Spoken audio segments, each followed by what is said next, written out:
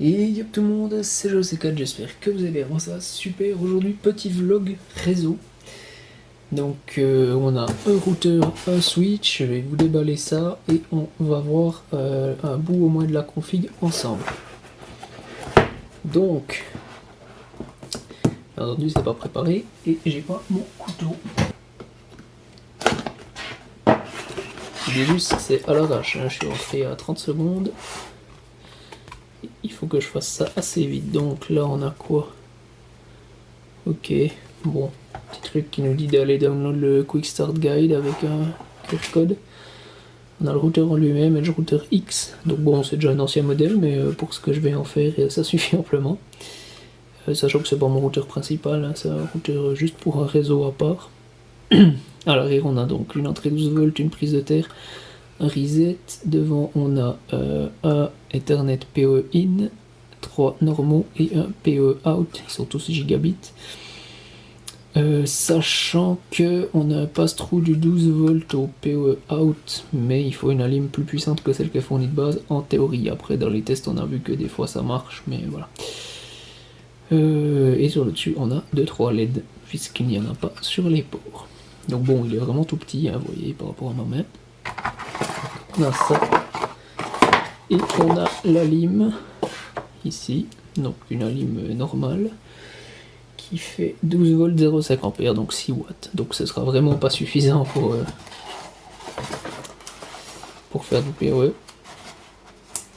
Et qu'est-ce qu'on a ici? Ok, c'est rien, c'est juste le truc qui est scotché un peu de manière chelou. Donc voilà. Et ensuite on a un Unify Switch Flex Mini, donc un petit port 5 ports de la famille Unify en gigabit. J'en utilise aussi déjà un de ceux-là, donc là ça est juste un nouveau. Il s'alimente soit en PoE, soit en USB-C. Donc ça c'est sympa, il est assez versatile du coup. Voilà, aussi très petit. Ils font plus ou moins la même size à quelques millimètres près. Voilà. Donc 5 ports 1 Go avec les LED sur l'avant. Le premier est en PoE in, un USB-C à l'arrière et un reset en dessous. Et il est livré avec son alim USB-C.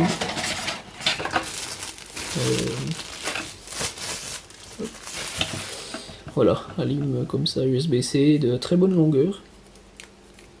On peut vite l'enlever. C'est vraiment un switch que j'aime bien. Et bon, là j'en ai commandé un, mais je pense que je vais encore en prendre un au cas où. Juste. Après, c'est un peu con qu'il faille à chaque fois le relier au truc Unify, mais bon, voilà. Et donc celui-là, c'est un 5 volts 1 ampère. Donc non, elle est presque la même puissance que l'autre. Voilà. Donc maintenant, on va commencer. Je vais virer tout ça. Et on va commencer tout de suite à configurer le routeur. Ensuite, on va venir configurer. Donc déjà, j'ai une déconnecté du Wi-Fi vu que je suis dans le même sous-réseau. On va l'éteindre carrément. Hop. Internet, modifier les options d'adaptateur. C'est celui-là, propriété. Et on doit se mettre une adresse dans 192.168.1. quelque chose. Donc là je vais prendre le 4. Voilà. C'est tout ce qu'on a besoin. À la limite, avant de faire ça, télécharger la dernière version du firmware, moi je l'ai déjà fait. C'est à 2.08 hotfix 1.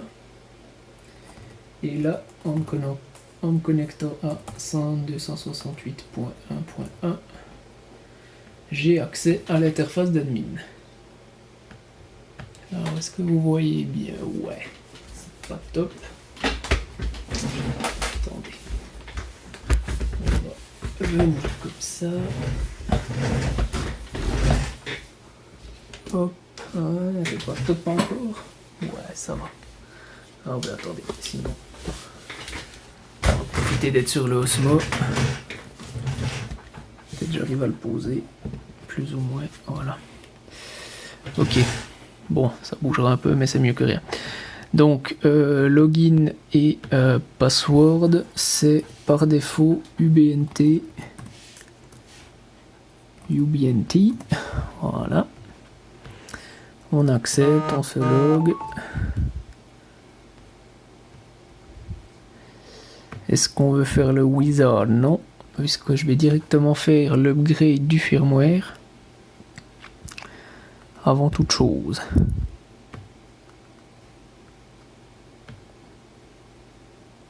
Là.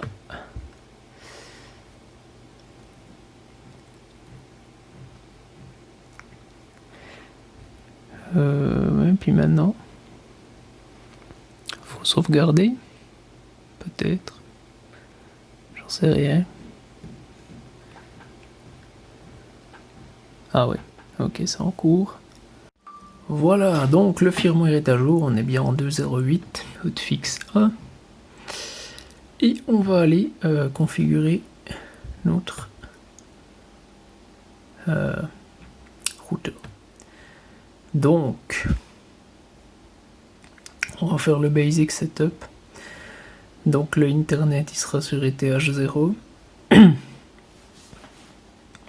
en DHCP. Ouais. Est-ce que je fais du statique? Ouais, on va mettre une statique. On va mettre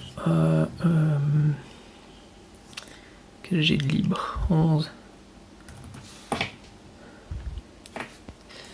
/24 la gateway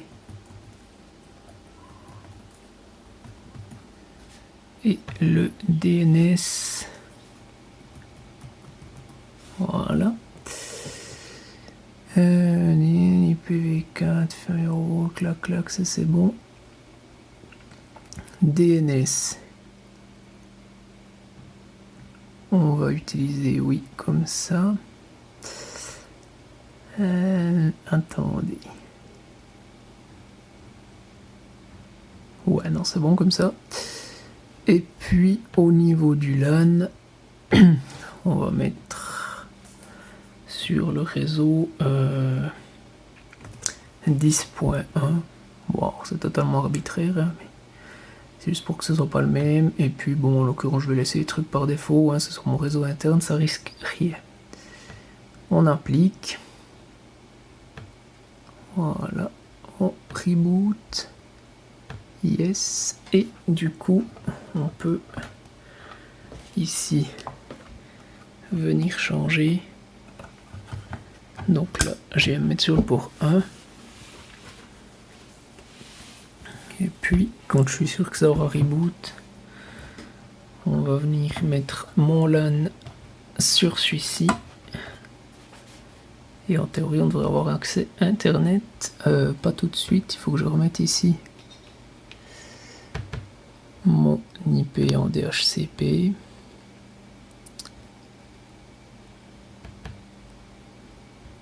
Voilà. Clac, clac, clac.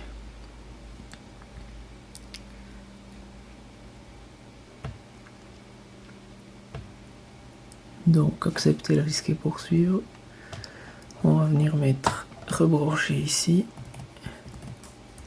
Parce que là, je sais qu'il a reboot. Donc, c'est bon. Un conseil, ne faites jamais un LAN sur 192.168.1. Quoi, login again? Oh, are you kidding me?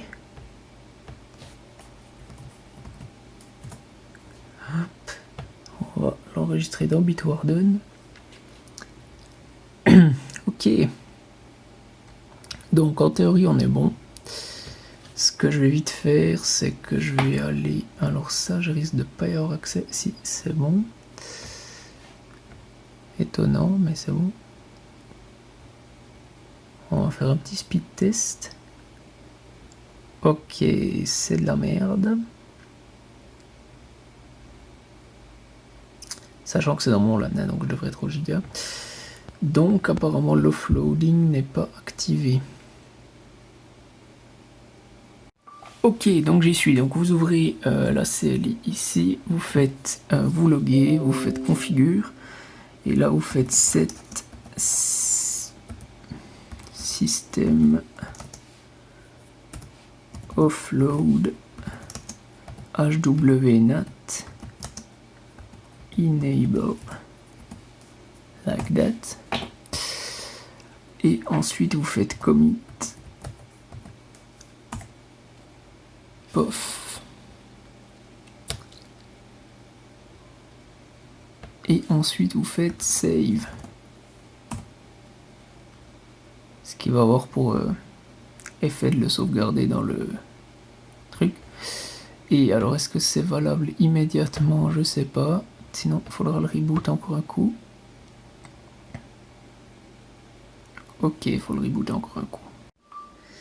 Voilà, avec l'offloading activé, ça va tout de suite mieux. Voilà, bon, on n'a pas besoin de plus, hein. De toute façon la connexion va pas autant vite. On est censé être au giga. Je sais pas pourquoi est-ce qu'on n'y est pas tout à fait, mais bon, voilà, ça fait le taf. Donc maintenant on va passer à l'autre petit switch. Ok, donc on se retrouve pour la config du petit switch. Donc je l'ai branché sur mon LAN. J'ai ouvert mon contrôleur Unify et on va aller ici directement, alors pas dans client, dans équipement, en attente d'adoption, et on fait adopter.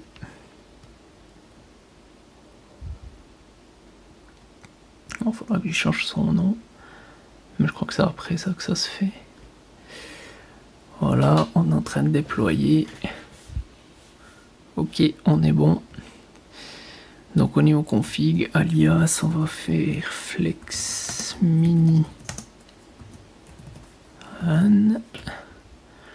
LED, je vais lui éteindre les LED. D'ailleurs, je me souviens plus où elle est là. Ah si, elle est là. Off. Voilà, comme ça, c'est bien.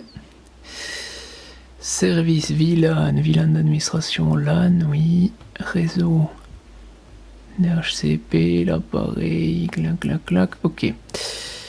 Ensuite, au niveau des ports, donc on a le 1, ça va être notre uplink, le 2, ça va être notre jeu.